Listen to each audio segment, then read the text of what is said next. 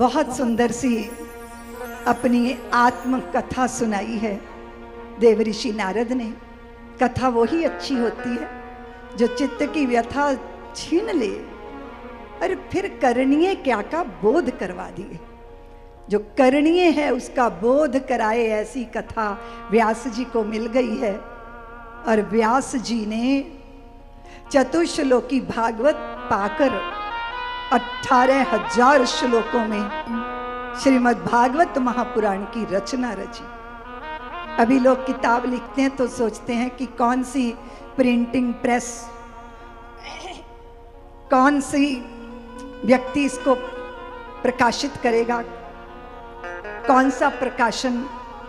लेकिन पहले ग्रंथ रचे जाते थे और चिंतन होता था कि कौन योग्य है जो इसको गाएगा। भगवान शुकदेव के अतिरिक्त तो ऐसा कोई भी नहीं। भगवान शुकदेव भगवान शिव की कृपा से जो व्यास जी के पुत्र बनकर आए, माता की कोख से जिन्होंने बाहर आना नहीं स्वीकार किया कि अगर मैं बाहर आया तो मेरे को परमात्मा की माया प्लावित कर लेगी, मुझे जटिल जंजाल में जकड़ देगी। तब भगवान ने कहा, शुकदेव आप जन्म लीजिए, क्योंकि आपके जन्म लेने का एक प्रयोजन आपके बिना उसे कोई सिद्ध नहीं कर पाएगा। 16 वर्षीय भगवान शुकदेव जन्म के साथ सन्यास के लिए जंगल की तरफ अग्रसर हो गए। बंधु भगनी, संस्कार उसे चाहिए होता है जिसके अंदर विकार हो, और ये तो निर्विकार है। अनिकेतन अकिंचन, रूप ऐसा कि मनमत को भी लज्जित कर दे, ऐसी रूप माधुरी, ऐसा सौंदर्य।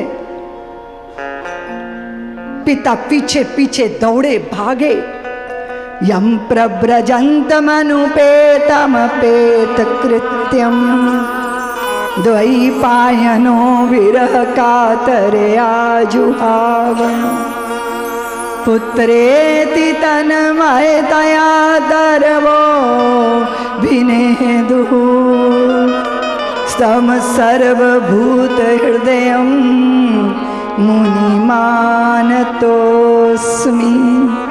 पुत्र पीछे, पुत्र मोह में, पीछे पीछे व्यास जी, पुत्र तुम कहाँ हो, पुत्र तुम कहाँ हो, पुत्र तुम कहाँ हो। व्यास जी के पुत्र उत्तर नहीं दे रहे। वृक्ष और वल्लरियां कह रही हैं, हम यहाँ हैं, हम यहाँ हैं, हम यहाँ हैं। जो सब भूतों के हृदय में हो और सब भूत जिसके हृदय में हो, उसकी व्यापक सत्ता। ये वैरागी नहीं है, ये अनुरागी हैं। राग जब घिस घिस घिस के अनुराग बन जाए, कैसे हैं अनुरागी? चराचर में अपने आप का दर्शन करते हैं, चराचर को अपने में देखते हैं। यहां शुकदेव को पुकारा गया, लेकिन वृक्ष वल्लरियां उत्तर देते हैं। चराचर में अपनी सत्ता का दर्शन करने वाले भगवान शुकदेव के पीछे पीछे पिता दौड़े चले जा रहे। स्नान कर रही थी तालाब में स्त्रियां। वो भगवान शुकदेव जो दिगंबर थे, उनको देख के लज्जित नहीं हुई, लेकिन व्यास जी को जैसे ही देखा, बोलिए शुकदेव भगवान की जय, आज के आनंद की जय। बहुत छोटे से शुकदेव भगवान के दर्शन हो रहे हैं, करतल ध्वनि करके उनका स्वागत कीजिए। व्यास नंदन शुकदेव भगवान की जय। तो मैं क्या कह रही थी?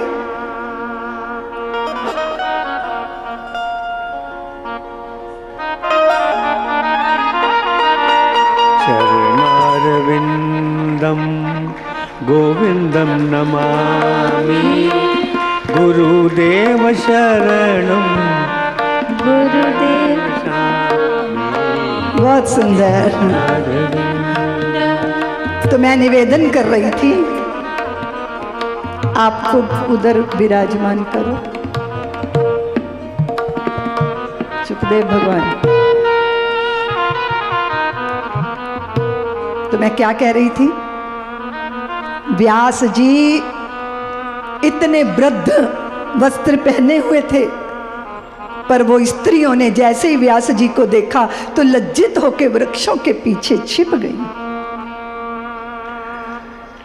तो देवियां बोली, व्यास जी बोले कि तरुणियों, देवियों, मेरे पुत्र, 16 वर्षीय मेरे पुत्र कामदेव को भी लज्जित कर दे, ऐसी उनकी रूप माधुरी। तुम उनको देख के लज्जित नहीं हुई? मैं बुड्ढों का भी बुड्ढा, तुम्हारे पितामह का भी पितामह, तुम्हें मुझे देख के लज्जा आई, तुम वृक्षों में छुप के वस्त्र पहनने लग गई। तो उन स्त्रियों ने रहस्य का उद्घाटन किया कि आपके पुत्र को स्त्री और पुरुष का भेद ही नहीं है। उन्होंने देखा ही नहीं कि जलाशय में स्त्रियां स्नान कर रही हैं या भैंसें नहा रही हैं, उनको तो ये भी बोध नहीं। जिसका द्वैत समाप्त हो जाता है, जिसकी द्वैत बुद्धि समाप्त हो जाती है, ऐसे परमहंस शिरोमणि से कैसी लज्जा व्यास जी। किंतु आपने सब देख लिया कि हम नवोड़ा हैं, हम तरुणियां हैं, हम निर्वस्त्रा नहा रही थी।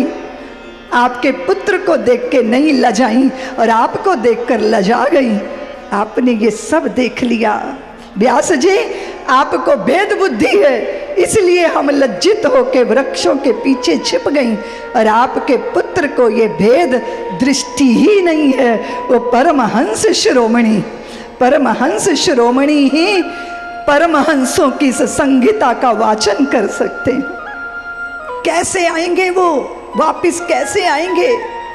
व्यास जी ने भागवती कथा को अपने शिष्यों को कंठस्थ करवाया। जहां सुखदेव समाधि लगाकर बैठे थे,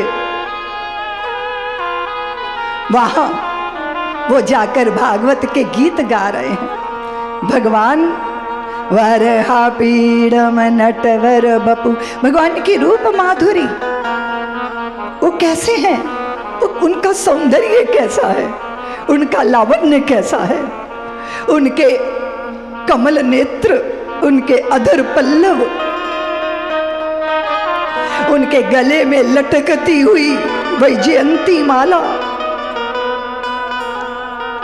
वो गीत गा रहे, वरहा पीड़म नटवर बपु कर्णयोः कर्णिकारम्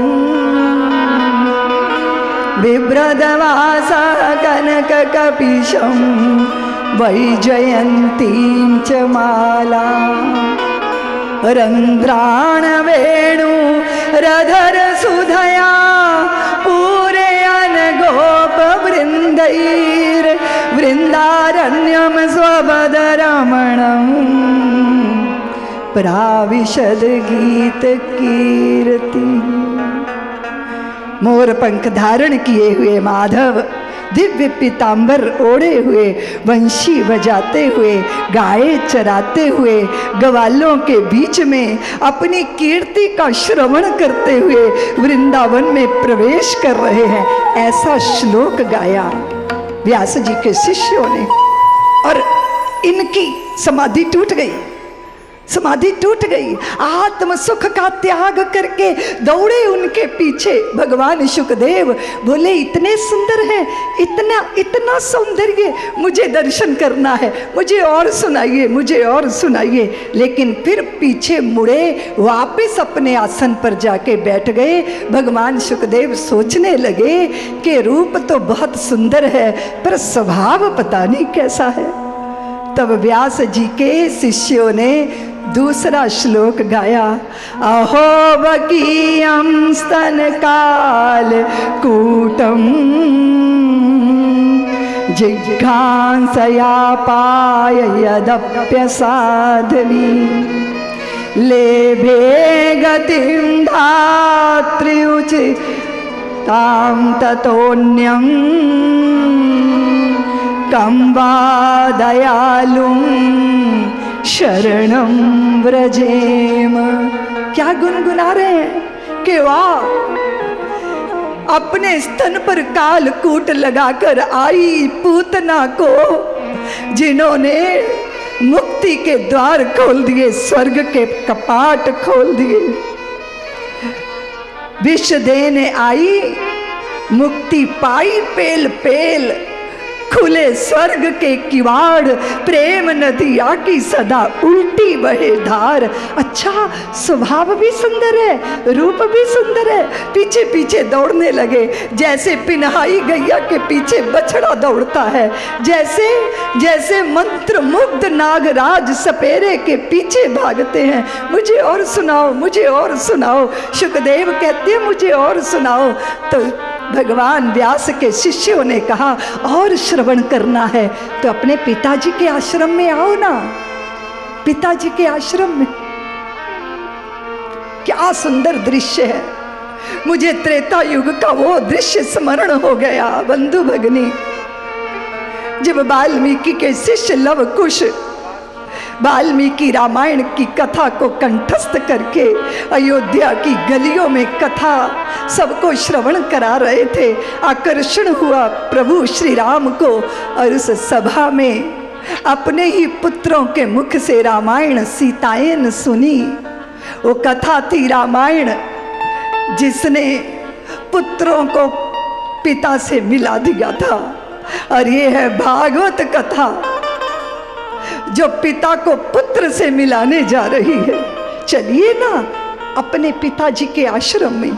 संध्या की बेला थी भगनी बंधु, गोधूली बेला बोलते हैं हमारे यहाँ। गौ माताएं जब चरने के बाद चारागारों से गांव की तरफ लौटती हैं, उनके खुरों से उड़ने वाली धूल पूरे आसमान में छा जाती है, उसको गोधूली बेला बोलते हैं। हमारी भाषा कितनी समृद्ध है भारतीयों, हर क्षण हर पल हर पहर का नाम है।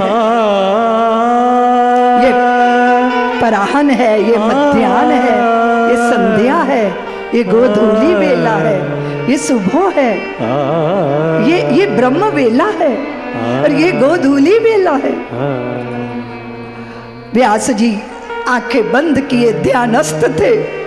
सुखदेव आए, पिताश्री मैं भागवत श्रवण करूंगा। जैसे ही कान में स्वर गया, व्यास जी के नेत्र खुले, सम्मुख अपने पुत्र को देखा, दौड़े, आलिंगन में बांध लिया। ये व्यास जी और सुखदेव का मिलन नहीं हो रहा भगनियों, ये तो ज्ञान और वैराग्य का मिलन हो रहा है। ऐसी अद्भुत जाकी भागवती कथा मैं श्रवण करूंगा। ये संगीता उन्होंने कंठस्थ की। और फिर कोई भी साधु महात्मा किसी ज्ञान की पूंजी को अर्जित कर ले और फिर अपने ही पास रखे, ये तो साधुता नहीं है ना। बहुत सारे लोग हैं, मन मस्त हुआ फिर क्या बोले, हीरा पायो गांठ गठी आयो, बार बार फिर क्या खोले। लोग कंदराओं में जाकर डेरा डाल लेते हैं, एकांत के आनंद लूटते हैं। लेकिन साधु जो संत होता है, परमहंस होता है, उसे लगता है जो मुझे मिल गया वो मैं सबको दे दूं, सबको बांट दूं। प्रेम प्यार के हीरे मोती, राम नाम के हीरे मोती गली गली बांटते घूमते। मेरे गुरुदेव युग पुरुष स्वामी परमानंद गिरी जी महाराज जीवन के 92वें वर्ष में आयु के में प्रवेश करते हैं, लेकिन उसके बाद भी शारीरिक कष्ट हो या कुछ भी हो, भक्तों को दर्शन देते हैं, ब्रह्म ज्ञान की कथा करते हैं, सबका उद्धार करते हैं, सबको जीते जी मुक्ति का प्रसाद चखाते हैं। ऐसे ही परमहंस शिरोमणि ये भागवती कथा उन्होंने कही, और सुनी किसने? जब सूत जी से शौनक आदि ऋषियों ने ये पूछा तो ये कथा प्रारंभ होती है। श्रीमद् भागवत की कथा महाभारत के मृत्यु पर्व से प्रारंभ होती। आप सब जानते हो उस कथा को। भारतों के बीच में महाभारत रचा गया था। भगवान ने बहुत प्रयत्न किया कि दुर्योधन की सद्बुद्धि जागृत हो जाए, हृदय परिवर्तित हो जाए। हृदय उनका बदलता है जिनके पास हृदय होता है। जिन भेड़ियों के पास हृदय नहीं होता उनका हृदय परिवर्तन कैसे किया जा सकता है? भगवान गए, भगवान दूत बनकर गए थे कि युद्ध ना हो, दुर्योधन को सन्मार्ग मिले, उसकी मति जागृत हो जाए और ये महाभारत जैसा युद्ध, इससे मनुष्यता को मुक्ति मिल जाए। वे गए सबको सन्मार्ग पर लाने को, दुर्योधन के समझाने को, मैत्री की राह दिखाने को भगवान हस्तिनापुर आए, पांडव का संदेशा लाए। दो न्याय गर तो आधा दो, अगर इसमें भी कुछ बाधा हो तो दे दो केवल 5 ग्राम, रखो अपनी धरती तमाम। दुर्योधन वो भी दे ना सका, आशीष समाज का ले ना सका, उल्टे हरि को बांधने चला, जो था असाध्य साधने चला। जब नाश मनुज पर आता है पहले विवेक मर जाता है। जब नाश मनुज पर हरि ने भीषण हुंकार किया, अपना रूप विस्तार किया। डगमग डगमग दिग्गज डोले, भगवान कुपित होकर बोले, तू मुझे बांधने आया है, जंजीर बड़ी क्या लाया है? जो मुझे बांधना चाहे मन तो बांधे ये अनंत गगन, जो स्वयं को साध न सकता है वो मुझे बांध न सकता है। दुर्योधन तुमने सतवचन नहीं माना, मैत्री का मूल्य न पहचाना, तो फिर देखो अब मैं जाता हूँ, अंतिम आदेश सुनाता हूँ। याचना नहीं अब रण होगा, संग्राम महाभीषण होगा। फन शेष नाग का डोलेगा, विकराल काल मुंह खोलेगा। दुर्योधन रण ऐसा होगा जो कभी नहीं ऐसा होगा। भाई पर भाई टूटेंगे, विषबान बूंद से छूटेंगे, वायस श्रृगाल सुख लूटेंगे और भाग्य मनुष्य के फूटेंगे। आखिर तू भूषाई होगा, हिंसा का परदाई होगा। थी सभा सन्न, सब लोग डरे, चुप थे या थे सब मौन खड़े। केवल 2 नर न अघाते थे, धृतराष्ट्र विदुर सुख पाते थे। कर जोड़ खड़े प्रमुदित निर्भय, दोनों पुकारते थे जय जय जय। द्वारकाधीश तुम्हारी जय। उस विराट रूप को देखने की सामर्थ्य सब में नहीं थी। हाँ, देखा वो स्वरूप धृतराष्ट्र ने देखा और विदुर ने देखा। भगवान की उस विराट रूप को समेट लो आप। सामान्य हुए भगवान तो दुर्योधन ने हाथ जोड़ लिए, कहा प्रभु आपके लिए शाही भोग का इंतजाम है, आप जरा भोजन कीजिए, मैंने व्यंजन बनाए हैं आपके लिए। तो भगवान सुयोधन बोले, सुयोधन हमें भूख नहीं है और बिना भूख के भोजन किया नहीं जाता। और तुम ये भी तो जानते हो बिना भूख के भी खा लिया जाता है जब अपना प्रेमी जिद करे। पर तुम तो मेरे प्रेमी भी नहीं हो, इसीलिए सुयोधन तेरे भोजन को मैं अस्वीकार करता हूँ। कहाँ गए द्वारकाधीश? जब आए थे द्वारकाधीश तो भीड़ में खड़ी थी विदुर की पत्नी विदुरानी। आंखें भगवान की तरफ हाथ जोड़े, हृदय से प्रार्थना उठ रही थी, हे मारा द्वारकाधीश हमारी कुटिया में क्यारे आओ से। कब आओगे तुम मेरी कुटिया में?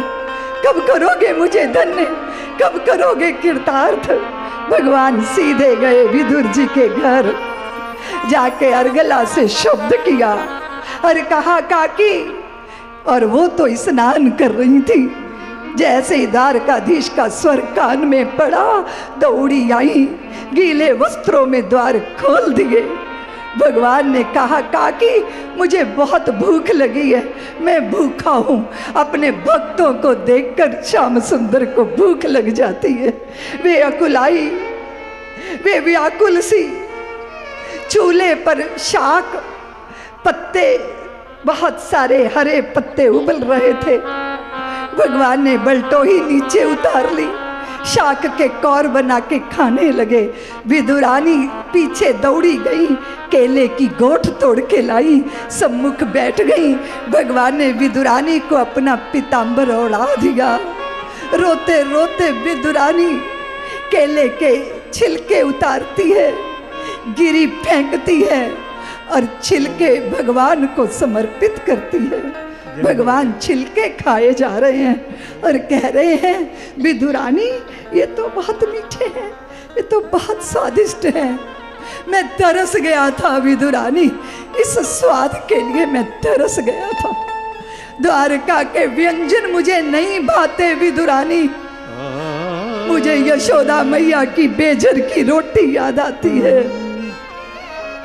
वो बेजर की बासी रोटी विदुरानी, आज मैं तृप्त हो गया। तेरे हाथों से ये केले के छिलके खा के मैं आनंदित हो गया। विदुर जी आए, देखा ये क्या हो रहा है। अरे तुम भगवान को छिलके खिला रही हो, तुम्हारी बुद्धि पे पत्थर पड़ गए, तुम पागल हो गई हो क्या? जाओ उठो, जाके वस्त्र बदल के आओ। और स्वयं विदुर जी सम्मुख बैठे, प्रयत्न पूर्वक छिलके हटा के भगवान को केले की गिरी सौंपी। आप पाइए। भगवान ने केले की गिरी मुख में रखी, फिर बोले, विदुर जी बुरा तो नहीं मानोगे, बुरा तो नहीं मानोगे। विदुर जी ने कहा, प्रभु मैं बुरा क्यों मानूंगा, मुझे कुछ कहना है। विदुर जी आप बुरा मत मानिएगा, जो स्वाद केले के छिलकों में था वो स्वाद इस केले में नहीं है। चरणों में गिर गए विदुर जी। प्रभु आप व्यंजनों का आस्वादन नहीं करते, आप तो भक्त के हृदय की भक्ति का स्वाद लेते हैं। जो भक्ति विदुरानी के हृदय में है वो भक्ति मुझ में नहीं है ठाकुर, वो भक्ति मुझ में नहीं। कदाचित तुम्हें लगता है कि सुलभा के साग ज्यादा स्वाद थे, शबरी के बेर बहुत मीठे थे, विदुरानी के केले के छिलके बहुत मीठे थे, यशोदा मैया की बेजर की रोटी। मेरे भगवान ऐसे हैं, विदुर घर साग खाते हैं। कदाचित उनको व्यंजन नहीं, तुम सोचती हो सोने के सिंहासन चांदी के सिंह नहीं चाहिए उनको, उनको सोने चांदी के सिंहासन नहीं चाहिए, उनको अपने भक्त के हृदय आसन पर बैठना अच्छा लगता है। इसलिए सबसे बड़ी रसायन अगर कुछ है तो हृदय की प्रबलता, हृदय का प्रेम। संतों ने गाया, मेरे भगवान ऐसे हैं, विदुर घर साग खाते हैं, के नंदा नाई बन कर के प्रेम से चरण दबाते हैं। मेरे भगवान ऐसे हैं, विदुर घर साग खाते हैं, नंदा नाई बन करके प्रेम से चरण दबाते हैं। मेरे भगवान ऐसे हैं, विदुर घर सा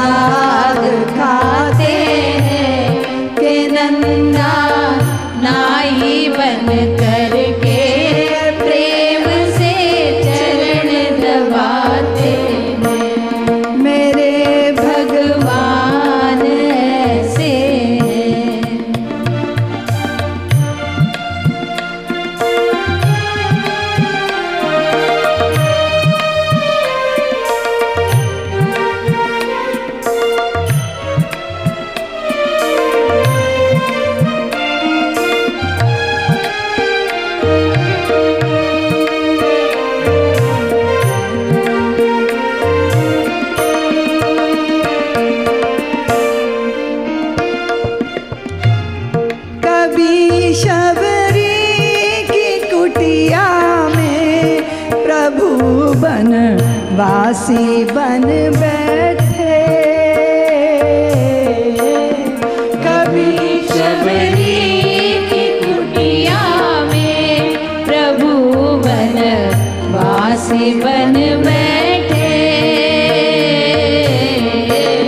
खिलाए प्रेम से कोई तो झूठे बेर खाते।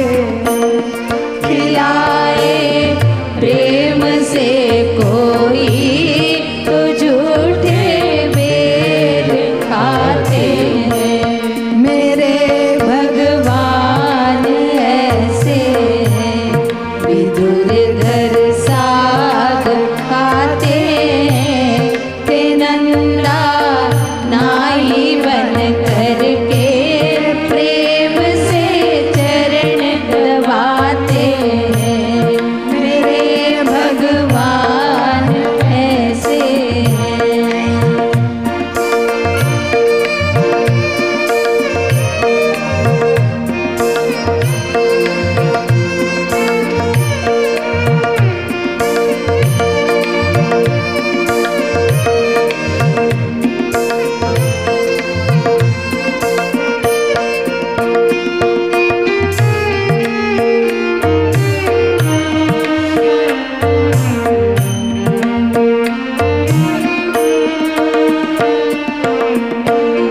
ये कैसे भक्त हैं, कहते कि भगवान भूल बैठे हैं। ये कैसे भक्त हैं, कहते कि भगवान भूल बैठे हैं। बुलाए प्रेम से कोई तो नंगे पाँव आते हैं। बुलाए प्रेम से कोई तो नंगे पाँव आते हैं। मेरे भगवान ऐसे हैं, विदुर घर साग खाते हैं। कि नंदा नाई बन करके प्रेम से चरण दबाते हैं। प्रेम से चरण दबाते हैं। प्रेम से चरण दबाते हैं। अपने अनुगतों का दूत बनना स्वीकार किया। अपने अनुगतों के घोड़े हाँके हैं श्याम सुंदर ने। महाभारत के उस प्रसंग में जब भीष्म पितामह ने प्रतिज्ञा कर ली थी, बार बार उकसा रहा था दुर्योधन कि आप ढंग से लड़ नहीं रहे हो, आप लड़ना चाहते नहीं हो। तब निर्णय किया उन्होंने कि पांचों पांडवों में से कोई एक मेरे हाथों मारा जाएगा। तब द्रौपदी ने चिता सजा ली थी, श्रृंगार करके चिता पे चढ़ने के लिए अग्रसर हुई तो श्याम सुंदर प्रकट हो गए। सखी बोलते हैं, सखी क्या कर रही हो? चिता पे चढ़ रही हूँ, परिक्रमा कर ली। एक परिक्रमा कर ली मैंने चिता की। तो भगवान बोले कि कृष्णे लंबी पंचकोशी परिक्रमा तो कर लो। पंचकोशी परिक्रमा भी होती है? हाँ होती है। भगवान आगे आगे चले मिसाल लेकर, द्रौपदी पीछे पीछे चली। और जब भीष्म पितामह की कुटिया आई तो श्याम सुंदर बोले, कृष्णे जब यहाँ तक आई गए और तू चिता पे चढ़ने ही वाली है तो फिर आशीर्वाद तो ले लो पितामह का। और स्वयं जैसे ही द्रौपदी कुटिया में प्रवेश की, जूतियाँ उतारी तो द्रौपदी की जूतियाँ उठा के पीताम्बर में लपेट के बगल में दबा ली, इस भय से कि पंचाली की जूतियाँ कोई पहचान न ले। अंदर ध्यानस्थ पितामह जैसी जाके झुकी द्रौपदी, झनकार हुई अलंकारों की। तो उन्होंने सोचा दुर्योधन की पत्नी भानुमति आई है, तो बोले सौभाग्यवती भाव। अब दुर्योधन को विजयी होने का आशीर्वाद तो नहीं दे सकते, पर वो जिंदा रहे ये तो चाहते हैं ना पितामह। द्रौपदी ने सिर नहीं उठाया। भीष्म बोले सौभाग्यवती भव, द्रौपदी पैर पकड़े रही। तीसरी बार वो बोले सौभाग्यवती भव, द्रौपदी ने माथा नहीं उठाया। फिर वो चौथी बार बोले सौभाग्यवती भव, द्रौपदी ने चरण नहीं छोड़े। जब पांचवी बार बोले कि सौभाग्यवती भव, तो द्रौपदी ने माथा उठाया और बोली पितामह, कल मुझे विधवा करने का संकल्प लिया और आज मुझे सौभाग्यवती होने का आशीर्वाद दे रहे हो। जैसे ही द्रौपदी का स्वर कान में गया, जैसे पितामह को बिजली ने छू लिया हो, एकदम उठ के खड़े हुए, बोले पांचाली तू यहाँ है तो तुझे लाने वाला वो छलिया कहाँ छुपा खड़ा है। दौड़ कर गए, श्याम सुंदर के चरणों में जाके गिरने लगे। अजान बाहुओं में भगवान ने धारण कर लिया।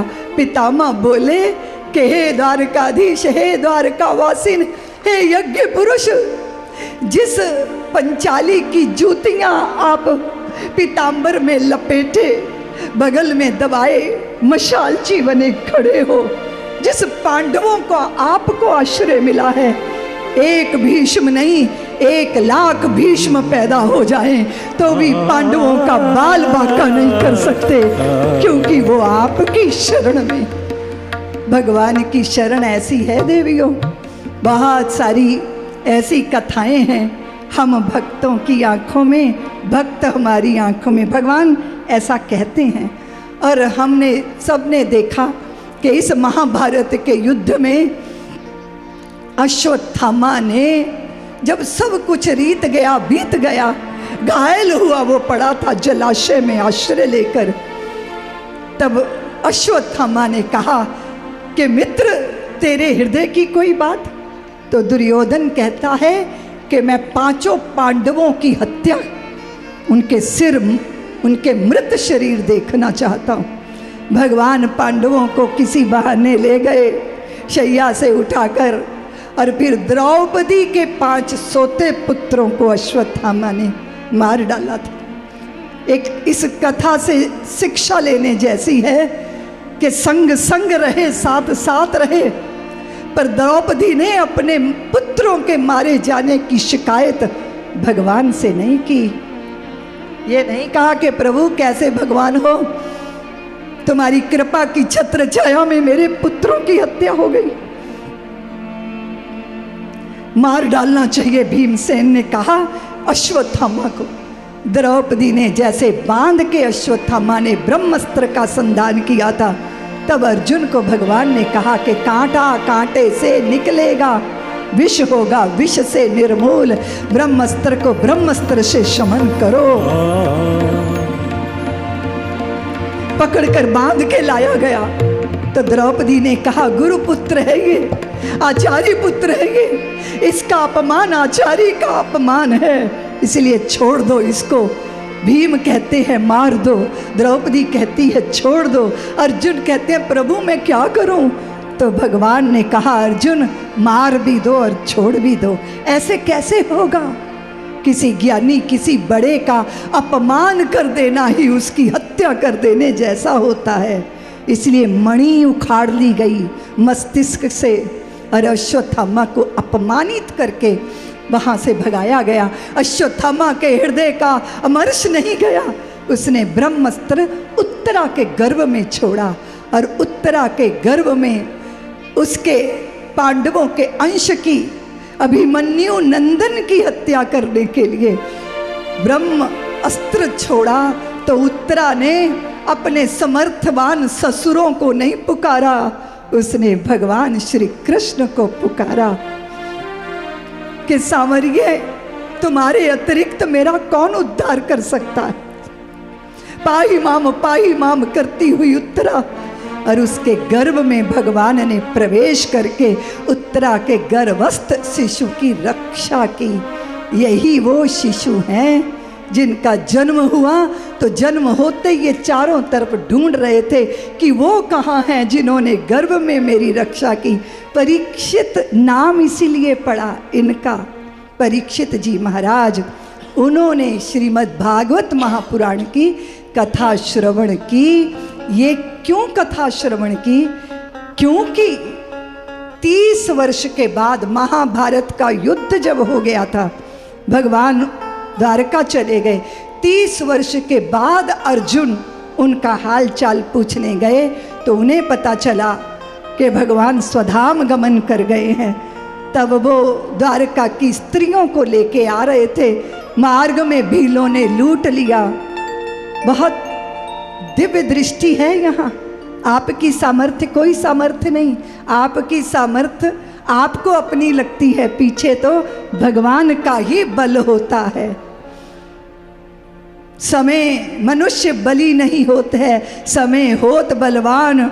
भीलन लूटी गोपियां वही अर्जुन, वही बाण सारी करामात धरी रह गई। उन्होंने आके जब समाचार दिया कि भगवान ने स्वधाम गमन किया है, तब पांडवों ने स्वर्गारोहण किया था। हम अब उनके बिना इस धरती पर नहीं रहेंगे। हर व्यक्ति की हर समय परीक्षा होती है बंधु भगनी। धर्मराज की भी परीक्षा हुई। भाई और पत्नी रास्ते में छूट गए, पर एक कुत्ता साथ जा रहा है। विमान आया धर्मराज युधिष्ठिर को लेने, तो उन्होंने उस कुत्ते से कहा चलो भाई विमान पे चढ़ जाओ। तो देवताओं ने कहा कि ये कुत्ता स्वर्ग नहीं जा सकता। तो धर्मराज बोले मेरे अपनों ने मेरा साथ छोड़ दिया, पर इस मूक प्राणी ने मेरा साथ नहीं छोड़ा, इसलिए मुझे ऐसे स्वर्ग की जरूरत नहीं है, जाऊंगा तो इसके साथ। इतना ही सुनना था, देवता हंसने लगे। पीछे मुड़कर धर्मराज ने देखा वो कुत्ता नहीं था, साक्षात धर्म प्रकट हो गए थे। अंतिम समय पर भी परीक्षा होती है सज्जनों। जो लोहा जो सोना होता है वही आग में डाला जाता है। लोग कहते हैं कि भक्तों की परीक्षा क्यों होती है? परीक्षा समय लेता है, परीक्षा देवता लेते हैं, परीक्षा समाज भी लेता है, पर अपनी निष्ठा की परीक्षा स्वयं भी लेनी चाहिए। स्वर्गारोहण से पहले परीक्षित को राजगद्दी पर अभिषिक्त किया गया था। वही परीक्षित अपने राज्य की व्यवस्था देखते हुए इधर उधर भ्रमण कर रहे थे। तब उन्होंने कलयुग को एक गाय और एक बछड़े बैल को त्रसित त्रास देते देखा। तब उन्होंने कलयुग का नियमन किया था, क्योंकि वो बैल और गाय नहीं, वो तो पृथ्वी और धर्म था जिसका अपमान कलयुग कर रहा था। कलयुग को मारने के लिए उद्यत हुए परीक्षित तब चरणों में गिरकर शरण मांगी कलयुग ने। तब परीक्षित दयाद्र होके कलयुग को आश्रय दिया। 5 जगह में कलयुग रहता है, पाप की कमाई में, 2 नंबर की कमाई में, जुए में, शराब में, परस्त्री गमन में, जहाँ अधर्म होता हो, जहाँ हिंसा होती हो। और यहाँ कलयुग ने सोचा आश्रय मिल गया तो परीक्षित की बुद्धि पे कब्जा करना चाहिए। एक दिन आखेट के लिए परीक्षित गए और वहाँ उन्हें मार्ग में प्यास लगी, पानी मांगा। शमीक मुनि समाधिस्थ थे, बुद्धि में दुर्भाव आ गया। परीक्षित ने मरा सर्प उठा के उस महात्मा के गले में डाल दिया। उनकी समाधि टूटी नहीं। उनके पुत्र श्रृंगी को पता चला। कुपित होकर शमीक के पुत्र श्रृंगी ने शाप दिया कि धर्मात्मा राजा होते हुए भी तुमने मेरे पिता का अपमान किया। उनके गले में मरा सर्प डाल के आज से 7वें दिन बाद तुम्हें तक्षक सांप डसेगा और तुम्हारी मृत्यु हो जाएगी। और ये समाचार जब परीक्षित ने पाया तो अनशन कर दिया, राज्य का त्याग कर दिया। जनमेजय को व्यवस्था सौंप के गंगा के तट पर जहाँ शुकताल है वहाँ आकर बैठ गए। और वहीं पर साधु महात्मा एकत्रित हो गए और महात्माओं के बीच में वो अपनी बात कहते हैं कि मृत्यु जिसके सर पे डंका बजा रही हो उसे क्या करना चाहिए, म्रियमान के लिए करणीय क्या है। इतने वृक्ष बल्लरियों में से इतने में भगवान सुखदेव प्रकट हो गए। आकर व्यास पीठ पर बैठ गए। संतों ने कहा अहो अहो अहो अहो सुखदेव भगवान आ गए हैं। परीक्षित तेरे मुक्ति चलकर तेरे द्वार पर आ गई है। यमुना विहार वालों, संत तीर्थों में नहीं जाते, पर संत जिस स्थान पर बैठ जाते हैं वही स्थान तीर्थ स्थान हो जाया करता है। आज यह गंगा का तट तीर्थ हो गया। म्रियमान के लिए करणीय क्या है? परीक्षित को तो पता था कि 7वें दिन तक्षक डसेगा। हमारे पास भी 7 ही दिन हैं, सोमवार, मंगलवार, बुधवार, बृहस्पतिवार, शुक्रवार, शनिवार, रविवार। लेकिन ये नहीं पता कौन सा पल इस शरीर की मृत्यु का समाचार लाएगा।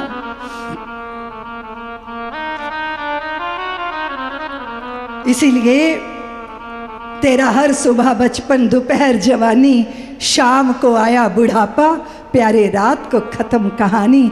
पानी केरी बुलबुला आसमानस की जात। ये जो लिए फिर रहे हैं ना, फ्रजाइल आइटम है ये। पता नहीं काल का धप्पा कब लगेगा और कब ये बुलबुला फूट जाएगा। इसीलिए समय रहते चेतो, समय रहते जागो। यमुना विहार वालों, भागवती कथा का अनुष्ठान चल रहा है। अपने मित्रों, स्वजन, संबंधी सबको कथा श्रवण करवाओ। जैसे एक शराबी 10 को शराबी बना लेता है, ऐसे तुम भी कथा प्रेमी बनाओ। कथा का व्यसन लगे तो कुछ आनंद आए। समय निकल गया तो जीने का ढंग आया। जब क्षमा बुझ गई तो महफिल में रंग आया। मन की मशीनरी ने तब ठीक चलना सीखा, जब बूढ़े तन के हरेक पुर्जे में जंग आया। गाड़ी निकल गई तो घर से चला मुसाफिर, मायूस हाथ मलता वापिस बेरंग आया। फुर्सत के वक्त में ना सुमिरन का वक्त मांगा, उस वक्त मांगा जब वक्त तंग आया। आयु ने नत्था सिंह जब हथियार फेंक डाले, तो यमराज फौज लेकर करने को जंग आया। जीवन निकल गया तो जीने का।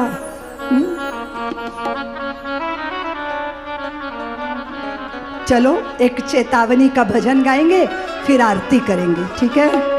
परीक्षित को भगवान सुखदेव मिल गए हैं, उनकी मुक्ति की गारंटी मिल गई है, उनके उद्धार का मार्ग मिल गया है। अगर प्यासे तृषित जिज्ञासु मुमुक्षु शिष्य को ब्रह्म ज्ञानी सद्गुरु मिल जाए तो जीवन की मंजिल मिलना निश्चित हो जाती है। सांसों की पूंजी है हमारे पास।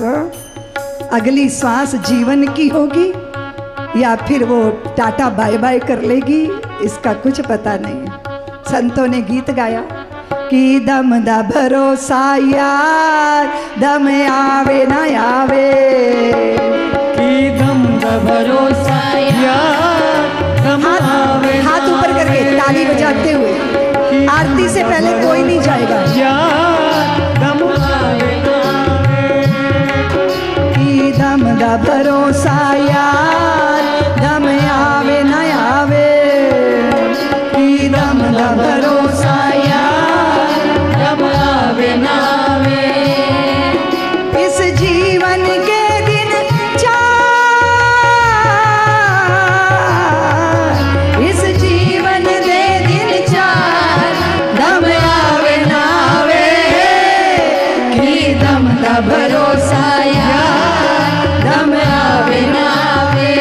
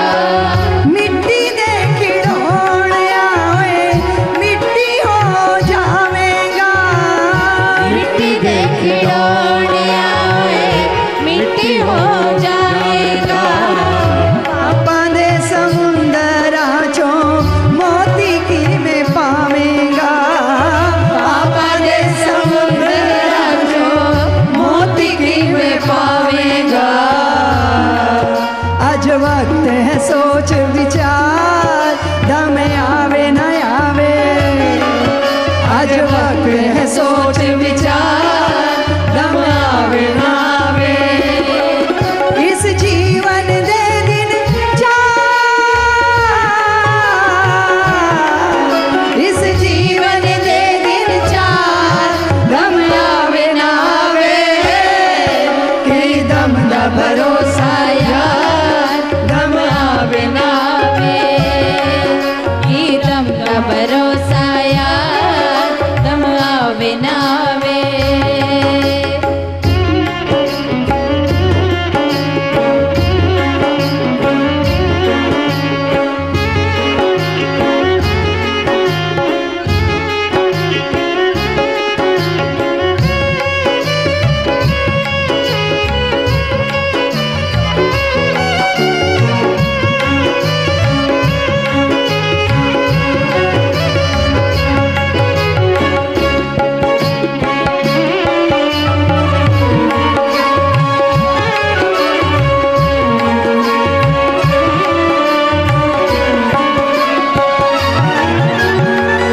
माया दा तू करना गुमाने ओए मूर्खा।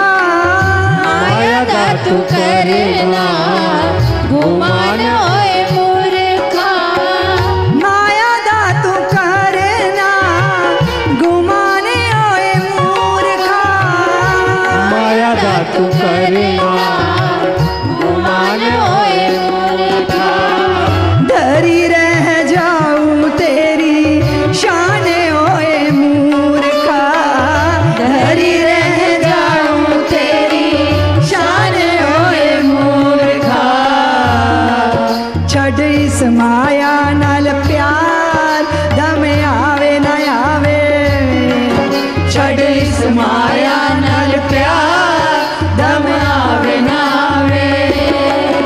इस जीवन दे दिन चार,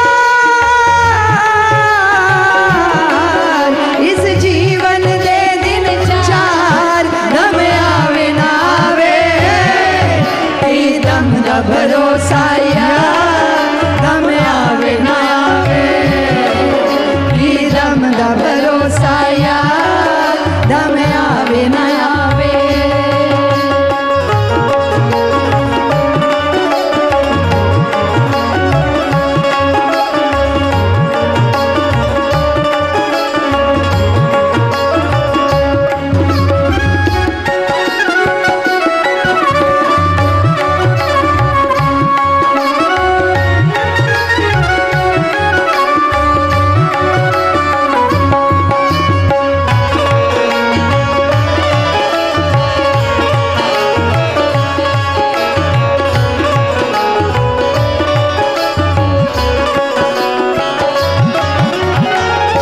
उसदा बुलावा जदों दास तैनू आवेगा। उसदा बुलावा जदों दास तैनू आवेगा। उसदा बुलावा जदों दास तैनू आवेगा। उसदा बुलावा जदों दास तैनू आवेगा। नाम दा खजाना फिर कम तेरे आवेगा। नाम दा खजाना फिर कम तेरे आवेगा। कुछ अपना आप सवार, दम आवे न आवे। कुछ अपना आप सवार, दम आवे न आवे। इस जीवन दे दिन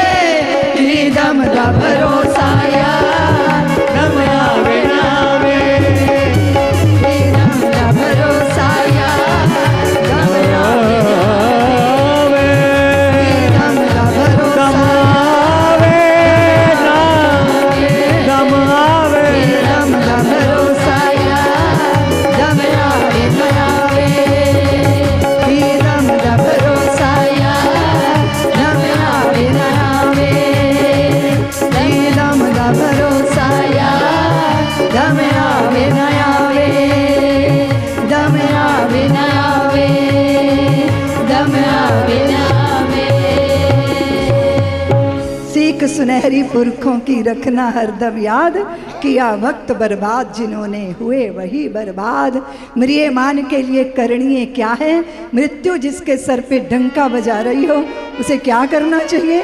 इन्हीं परीक्षित के 2 प्रश्नों के बीज में से श्रीमद् भागवत महापुराण का कल्प वृक्ष विस्तार पाता है। 5 शब्द बहुत महिमावान है। बंधु और भगनी सुन रही हो? श्री राम कथा पार्वती, पा से नाम प्रारंभ होता है। श्री राम कथा की जिज्ञासु कौन थी? प्रश्न किसने किया था? पार्वती माँ ने। और श्रीमद् भगवत गीता, उसका गीत भगवान ने गाया, प्रश्न किसने किया था? पार्थ ने। और श्रीमद् भागवत महापुराण, इस कथा का प्रश्न किसने किया? परीक्षित ने। वैसे उनका नाम विष्णुरात, उत्तरा के पुत्र परीक्षित जी महाराज। कल हम म्रियमान के लिए करणीय क्या है, जीवन का सार क्या है, भगवान के अवतार कौन कौन से हुए, उनकी क्या क्या लीलाएं हुई, भागवत धर्म क्या है, जीवन का परम उद्देश्य क्या है, धन्य धन्यता का मार्ग कौन सा है, कृत्य कृत्यता की औषधि कौन सी है, मनुष्य जीवन की सार्थकता कैसे सिद्ध हो सकती है, इन सारे प्रश्नों की गुत्थियों को सुलझाएंगे। निश्चित समय पर कथा श्रवण करने के लिए आप सब आए। अब हम जय जयकार करेंगे। बोलिए भागवत भगवान की जय, श्री सुखदेव भगवान की जय, श्री परीक्षित महाराज की जय, व्यास नंदन सुखदेव भगवान की जय, श्री ज्ञान यज्ञ महोत्सव की जय, युग पुरुष सद्गुरुदेव भगवान की जय, सर्व मंगला मात की जय, वात्सल्येश्वर महादेव की जय। ओम नमः पार्वती पतये।